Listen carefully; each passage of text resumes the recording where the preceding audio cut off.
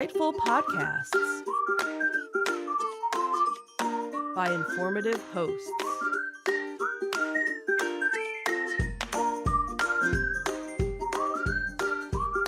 Insights into Things, a podcast network.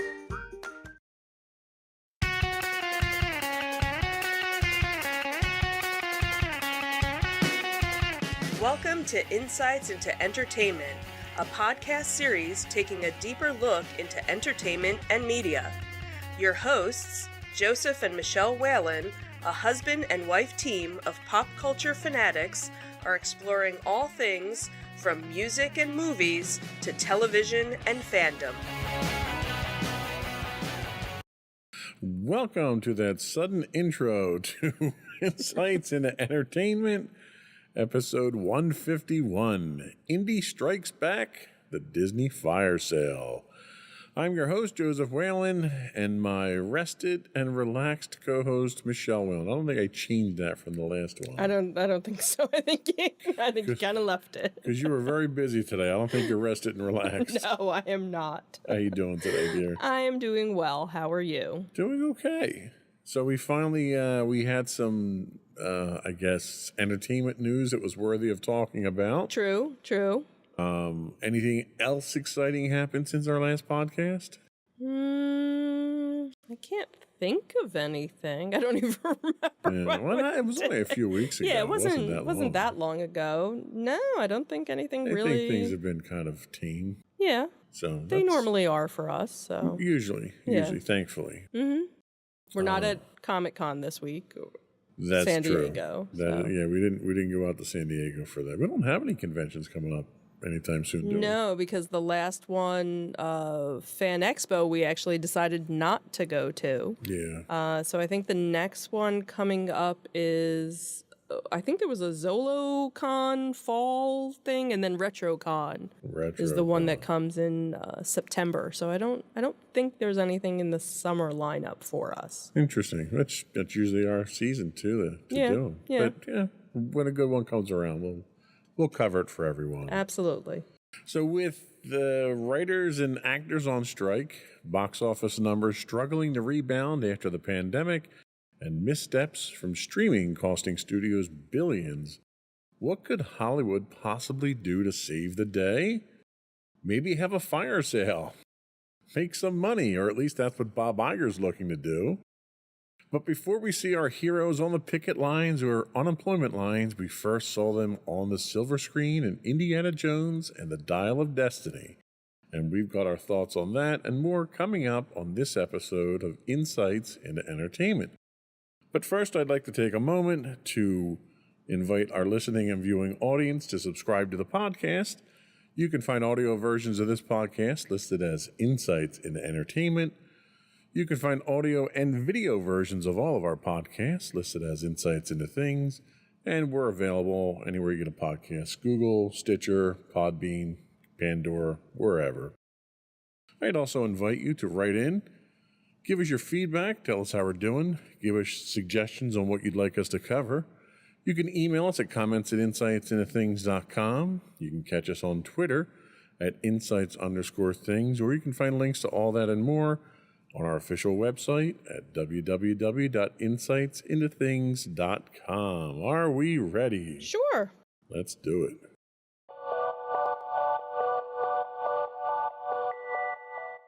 So, how not to handle a strike? So, everyone knows that the actors and the writers are on strike right now.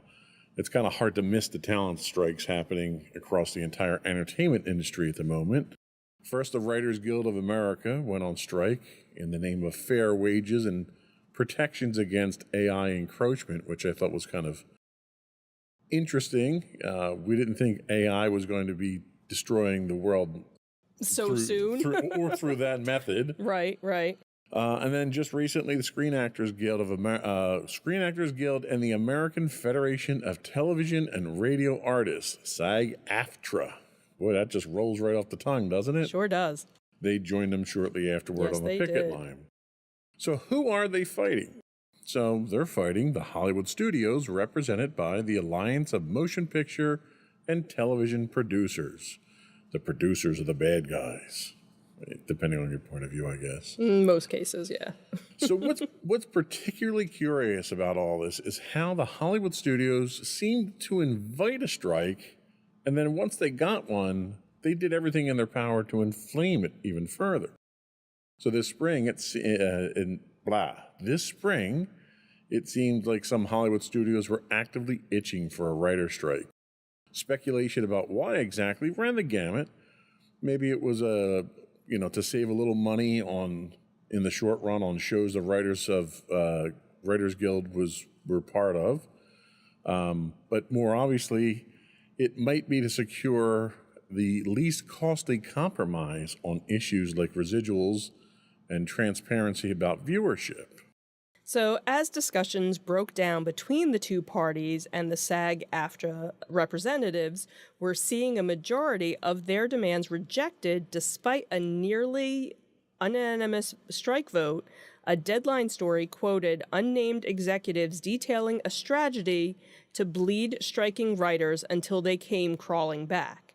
Further inflaming the issue were comments from well-known Hollywood executive Bob Iger of Disney saying, "There's a level of expectation that they have that is just not realistic, and they are adding to the set of the challenges that this business is already facing that is, quite frankly, very disruptive."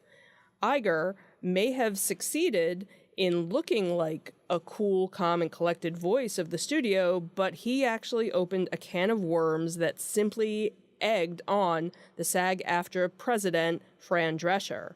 Her response was one that was up there with a battle cry, motivational speeches like that of which Hollywood has historically been known for. "We are the victims here," she said, marking the start of the actor strike. We are being victimized by the very greedy entity. I am shocked by the way the people that have been in this business are treating us. I cannot believe it, quite frankly, how far apart we are on so many things. How they plead poverty, that they're losing money left and right, then giving hundreds of millions of dollars to their CEOs. It's disgusting. Shame on them. They stand on the wrong side of history. And this was a very funny meme that kind of popped up where, the woman we all thought would lead the rebellion against the machines and, the woman who actually ended up leading the rebellion against, the machines. That is very funny. Yeah. So Barry Diller, who is the chairman and senior executive of IAC and Expedia Group, and a former Hollywood chief, suggested that the studio executives and top-earning actors take a 25% pay cut to bring a quick end to the strike and help prevent the collapse of the entire industry.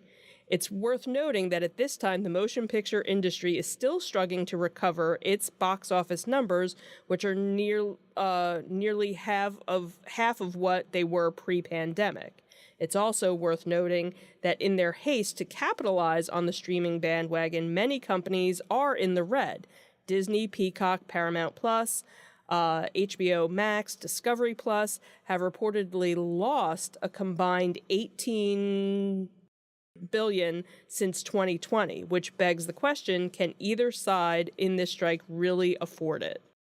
Yeah, I think that the sad thing here is obviously the fans are the ones that are going to be losing out. Right. In general. Right. The last time we had this, was it back in the 20-aughts or whatever when the last strike was, we wound up getting a rash of reality TV. Well, and the one, I guess, positive is there's been such an influx between all of the different streaming services that have so much original content that's already there.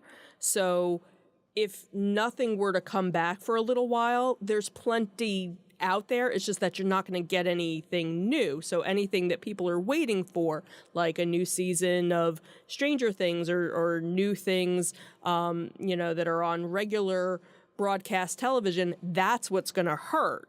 Whereas, somebody like a Netflix or, all of these other streaming services, they're probably not really going to be hurting because there's so much content that probably the average person hasn't gone through everything in the catalog yet. Well, and that's also a good point because even Disney's getting to the point where their exclusive streaming content they're going to be releasing on network television. They have already announced they're releasing the Miss Marvel series. Right.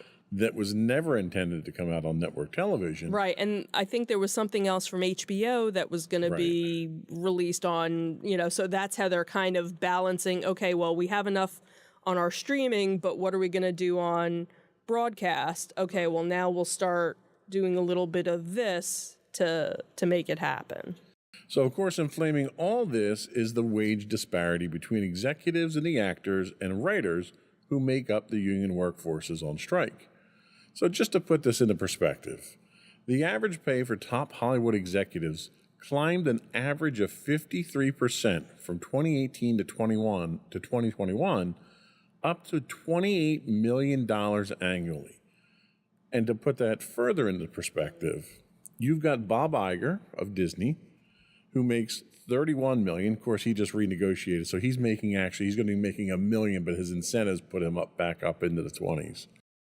You have David Zaslav of Warner Brothers, who is compensated $39.3 million. Ted Sarandos of Netflix gets $50.3 million a year. Brian Roberts of Comcast is $32.1. Bob Bakish of Paramount is $32. And you have Tim Cook from Apple at the top at $99.4 million. Now, granted, Tim Cook, Apple does more than just streaming. Mm-hmm. Right. So there's a lot more going on there. So you could probably take, 60% of that out and he'd still be in that third of the $40 million just for the streaming side of things. Right. So to contrast that, we take a look at the Writers Guild of America, and what their average writers make per year is about $250,000. And that's probably on the high end for... That's average. That's what your average writer makes. And your average SAG-AFTRA actor makes about $40,000. That's what blew my mind. Mm-hmm. Now, granted, that average is low because you have the top 1% talent. Right, that make $10 million a movie or something. Yeah. Well, more than that. Well, yeah. So, taking a look at the top talent, you've got Tom Cruise, who in 2023, which is about half over, has taken in over $100 million. You have Will Smith, who took in $35 million just for his Apple TV Plus show, Emancipation. Now, that's a real slap in the face. That was funny. You have Leonardo DiCaprio, who brings in $30 million or more per project, as does Brad Pitt. You have Dwayne "The Rock" Johnson, who routinely brings in $20 million per project. Now, I'd certainly like to smell what The Rock is smelling compensation-wise. Even Will Ferrell, who I'm not a big fan of him, I know a lot of people like him and think he's funny, he demands about $20 million per project as well. So the 1% of the club, really, they're the bulk of the actors that are involved here. Your extras, your bit parts, your character actors, the people that aren't your big Hollywood stars, they make up the bulk of the union. Right. And they're making an average of $40,000 a year. Well, and some of them aren't even making that because in order to get benefits through the union, you have to be making a minimum of $24,000 a year. And there are so many and I agree. that and that's aren't why even these numbers are average numbers. That. Right. So obviously, no, I get it. You got people making more, you got people making less. And there was actually, something that I saw that said where you had about, if they took 25% off the top, and there was something that I saw that even said 2% of the top executive salaries. So 2% would be like nothing. Nobody would notice, but basically everybody that's in the union would be able to get coverage because of just that 2% off the top for everybody. Right. Now, what is interesting was I just saw briefly an article I didn't read fully, but there's one of the movie studios, A24, that they actually met all the negotiations. So anybody that's actually working with A24, with their production team, they're not striking because they said, okay, you want more money? Here's more money. The actors, you need more money. So they went, all of the demands that were asked for between the actors and the writers, they met them. So those people are working. Right. So, So the vast majority of Hollywood really is made up of starving actors who live paycheck to paycheck. Yep. Now, being the person that I am, I want to ask the question, why not just go get a real job if you're not making it in acting? I understand that's a lot of people's dream. Right. But if you're living paycheck to paycheck and you can't make ends meet, maybe it's time to go get another job somewhere. And in a lot of cases, they do have other jobs. They are doing other things. So. Have you ever considered a career in truck driving?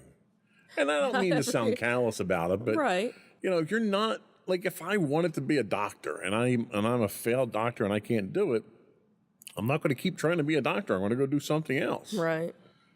And in this case, it's the industry. The industry's not treating you right. If I work for a company and that company mistreats me, doesn't compensate me fairly for my work, doesn't provide benefits, I'm going to leave and go somewhere else and do something else. I know. And many people do. And you see that time and time again where, unfortunately, the paparazzi are now, in the age that we're in, that everybody has a camera on their phone. Someone will go to the grocery store and, hey, aren't you, so-and-so? You used to be on television. Now you're bagging groceries. And you get belittled for going and earning an honest living and doing that in some cases. And you know what? That stems from caring what other people think. Oh, absolutely. And that's where I think a lot of people, they try and, okay, well, if I can't be on the screen, let me see if I can do behind the scenes and do something. So you see that too, where people try and, get into production or set design or something to kind of... Or you turn into Kevin Sorbo and you just troll people on Twitter when you're not a successful actor. Yeah, that too. So really what the strike boils down to is two things. One, it's salaries. Mm-hmm. Really, it's three things. It's salaries because of the disparity between, and I don't know why you would pick on CEOs. I think the problem you have is that when you compare yourself to a CEO and you're an actor, the value that you lend to the franchise at that point in time is on a completely different measuring scale than what the CEO or what the executives bring. It's like you're comparing apples and oranges. So I think that's a problem right there, that you're comparing yourself to that. The other one that they have is residuals from streaming. Right. So the problem that you run into here is traditionally the studios are usually 2 or 3 steps behind technology. Right. They missed the ball on VHS and got screwed on that. They missed the ball on DVDs because they tried to encrypt them and they got screwed on that. So they kind of got out. This is the first time in decades that they got out ahead of things. Mm-hmm. And they got into streaming, and it was supposedly successful, even though they're $18 billion in the hole because they invested so much money in it. And the problem that you have is the previous contracts didn't... Streaming exploded so quickly, right. You couldn't have it in a contract before. Well, and really it was because of the pandemic, because everything really changed in some respects for yes that. And no. I mean, Netflix was a streaming juggernaut well before the pandemic. Right. Everybody saw that. Right. And was shocked that Netflix, because everyone had their content on Netflix. Mm-hmm. True. Everybody was shocked at how well Netflix did. And Netflix did so well because they just poured money hand over fist into original content. Right. They were in the red for years producing content. Right. Just to get it out there and get subscribers in. Mm-hmm. So you had technology explode, and the industry's trying to catch up to it now. You're also dealing with the industry at a very fragile state now. Your ticket sales, your box office ticket sales are about 50% what they were pre-pandemic. You've got streaming services that are hemorrhaging money to the point that they're pulling back on projects now because they can't afford to keep making new content. So to strike now, when the industry is at its weakest, to a certain extent, I think Iger's right in that it's a really bad time to do this because you're really going to hurt the industry. What's going to happen here is they'll resolve this strike, obviously, at some point in time. But how many people are going to be out of a job because you're going to have studios that are cutting budgets back because of the losses they're already incurring, plus the losses that they're incurring because of the strike? So you may see as much, I've seen speculation up to a 30% cut in the workforce in the industry. Is that really the union benefiting its employees at that point in time? Where, okay, you can get your 20% raise, but you're out of a job now. Good luck finding a job at that rate. Yeah. So it's a double-edged sword. And then finally, the third one they're complaining about is AI. Now, AI, there's a couple of different aspects of AI. One is the writing. You can go out and have some AI system write a script for you. The AI that's out there today isn't good enough to write a Hollywood script. Right. Because all it does is it parrots what's out there already. Right. So you're not going to, it's good to help supplement or to start or whatever. It's not going to replace writers. Right. So that's an irrational fear right now. The other fear is deep fakes. Right. Where you've got industries where you can produce somebody else's likeness. Well, there's already laws for that. You don't need to have something in your contract. If somebody uses your likeness, like you can't make Indiana Jones without Harrison Ford. Right. You can digitally reproduce them, and they did. They de-aged them and they digitally reproduced them. But if they did that without Harrison Ford's permission and involvement, he would have sued them. Well, and I think that's what a lot of these background actors are concerned about who are on that bottom level, is that they're going to go in and do something and there's going to be something in the contract saying, oh, we now own your likeness, and it's going to be, hidden somewhere. I think then they can still do that. There's nothing that says they can't do that. So you need to have an agent that's going to read the contract for you. That's the thing, is that they're trying to protect, to make sure that's not something that's added on because it's now so easy to do. But that's not something you can expect to use as a bargaining chip in a negotiation for a strike. That's something that's a negotiating point when you negotiate your contract. So make sure that your agent and your lawyer know how to read a contract. Right. So I'm kind of hesitant on giving them credit for that one here. But salary-wise, I'll totally give you that. Streaming, we covered the what was the one with her studio where Disney didn't want to pay her? Oh, Scarlett Johansson. Scarlett Johansson, that yes. was the kind of the start of everything. Right. So Disney basically engaged in a contract with her that said they'd pay her a certain percent for ticket sales at the box office. Right. Then the pandemic hit, and they released it streaming. Right. And they said, oh, but we don't have an agreement on streaming. And they pretended as though they could just do whatever they wanted with it at that point in time. Right. When in reality, you didn't have an agreement for streaming. So you legally have no rights to stream it. It's not that you don't have to pay me for it. Right. So they wound up settling that out of court, though. But that's another, instance of how streaming, it's so new that the industry it's falling over itself now to try to figure out what to do with it. Right. So anyway, we're going to take a break. We're going to come back and we're going to talk about Disney's fire sale. We'll be right back.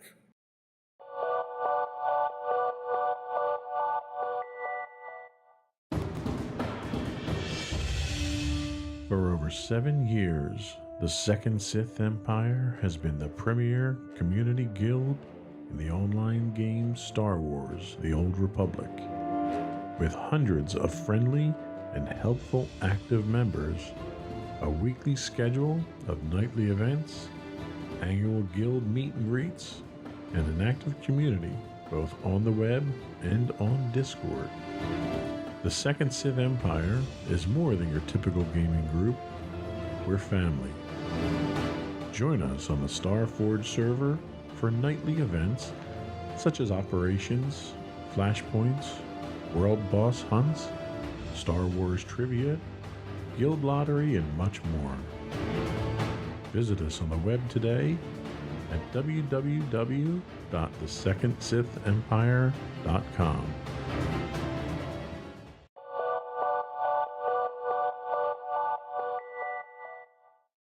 So welcome back, everyone. So, how much would Disney go for in a fire sale? Probably outside of our price range. But in a recent interview for Squawk Box, conducted by David Faber, held at a media conference in Sun Valley, Idaho, Iger's made some volatile comments he's since been trying to walk back from.